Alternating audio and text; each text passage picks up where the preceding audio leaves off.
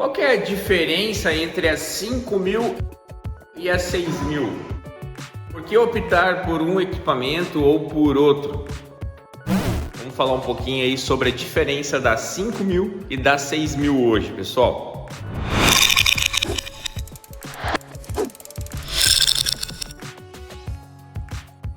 Fala, meus amigos, Luiz aqui da WM Máquinas, hoje gravando mais um vídeo para vocês. Nós vamos falar um pouquinho para vocês aí sobre a diferença das 5.000 para 6.000. Tô chegando aqui na fábrica para mostrar um pouquinho aí dos dois equipamentos para vocês, beleza? Então vou virar a câmera aqui e vamos lá.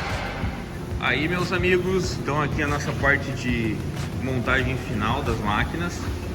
Lá na frente tem uma Gervase e aqui nós temos mais uma 6000X. Então o que eu queria mostrar para vocês? Então aqui, galera, a gente tem uma estrutura de uma 6000X.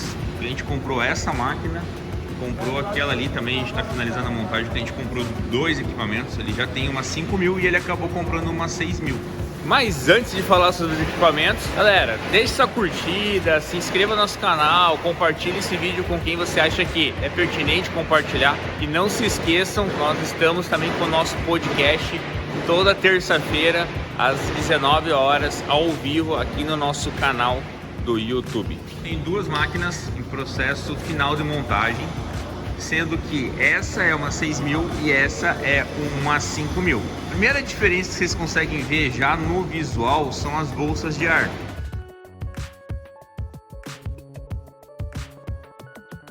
O sistema de fixação do molde da 5.000X é por molas e o sistema de fixação dos moldes da 6.000 é por bolsa de ar. O que isso interfere, galera? Isso faz com que a 5.000 seja uma máquina ruim? Não, pelo contrário, só que ela deixa a 6000X muito mais técnica nesse sentido. Por quê? A troca dos moldes, ela se torna muito mais rápida. Então, para um cliente que tem uma alta demanda de moldes, um cliente que troca muito de moldes, a 6.000 ela acaba se tornando mais prática nesse sentido. Por quê? Você aciona o vácuo pneumático e ela contrai aquela bolsa, onde você só precisa de soltar os parafusos de cima. Toda a parte de fixação dos moldes, ela é toda usinada, então o encaixe dela ali é perfeito.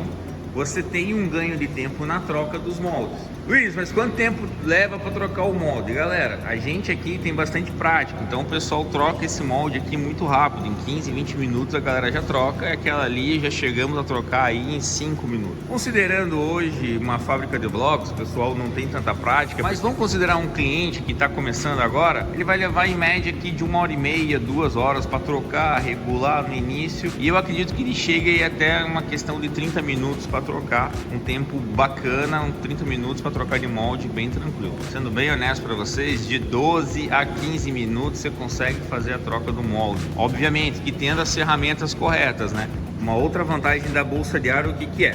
Quando você troca um molde, por exemplo, numa 5.000, alguma coisa nesse sentido, você tem que fazer todo o tensionamento das molas de novo. Então você tem que medir as molas, você tem que ver ali tudo certinho para você não ter uma mola mais folgada do que do outro lado. Se você tem uma mola mais folgada, por exemplo, do lado de lá, o teu molde tende a vibrar mais desse lado aqui. Então isso vai te gerar um desvio padrão. Você tem aqui internamente o sistema pneumático. Então você abre aqui, você vai ter um manômetro ali dentro e ele vai te gerar sempre a mesma pressão em todas as bolsas de ar. Isso faz o quê? Que você tem o tensionamento do molde por igual. Uma outra situação, por exemplo, assim, você está fazendo um determinado produto e você identificou que você precisa de uma amplitude maior de vibração. Você só altera a pressão do sistema e você consegue fazer a amplitude aumentar ou diminuir. Então você consegue com a bolsa de ar ter essa facilidade. Na 5.000X já não. Luiz, eu quero aumentar a amplitude. Então você tem que manualmente rosquear a porca lá para você ir dos 4 lados, né?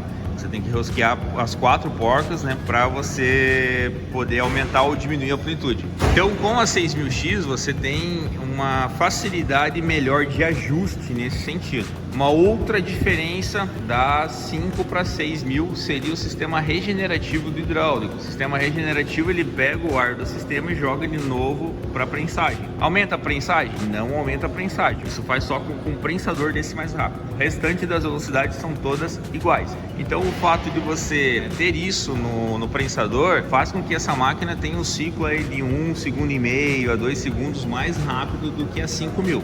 No dia inteiro de produção, isso te resulta numa agilidade melhor de processo. O cliente que comprou essa máquina e aquela outra máquina que eu mostrei para vocês lá, ele já chegou a fabricar 500 metros quadrados por dia com a 5.000. Então o que ele fez agora? Comprou duas 6.000 porque ele quer produzir um pouco a mais. Então isso, com o passar do tempo, faz sentido o valor que é cobrado a mais nela por isso. Para ter o sistema regenerativo, a gente teve que aumentar a potência do motor, enfim. Aqui na 5.000 o motor é de 20, aqui na 6.000 o motor é de 25 cavalos.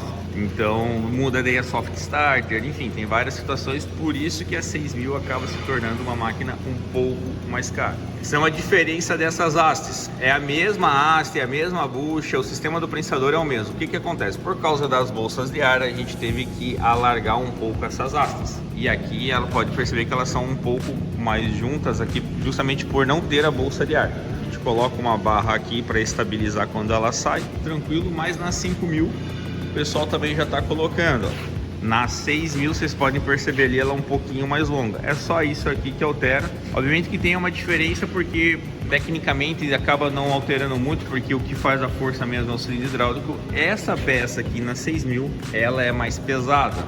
E juntamente com o sistema regenerativo faz que daí realmente ela desça com muita mais velocidade do que a 5.000X, tá, galera? Então a 5.000X, a estrutura dela, os metalões são os mesmos. O pessoal pergunta muito aqui, aqui ó, é 150 por 150 com parede de 9,5. Banco vibrante da 5 e da 6 é o mesmo. O que muda? Aqui são usados motores de 5 CV, ali são usados motores de 6 CV. Gaveta, galera, da 5 e da 6, essa aqui é uma gaveta nova já, com raspador interno, tudo. A gaveta é a mesma para as duas. A parte de elevação lateral, quando você for trocar, por exemplo, de bloco para paver, é a mesma. Então você tem tudo com cilindro hidráulico controlado pelo painel. Tem sensor de nível de gaveta tanto na 5 como na 6. Então, galera, dei para explicar um pouquinho para vocês sobre essas diferenças. Existe sim uma diferença de valores. A 6.000X, ela tem atendido muitos clientes que já possuem uma máquina, seja ela lá qual for.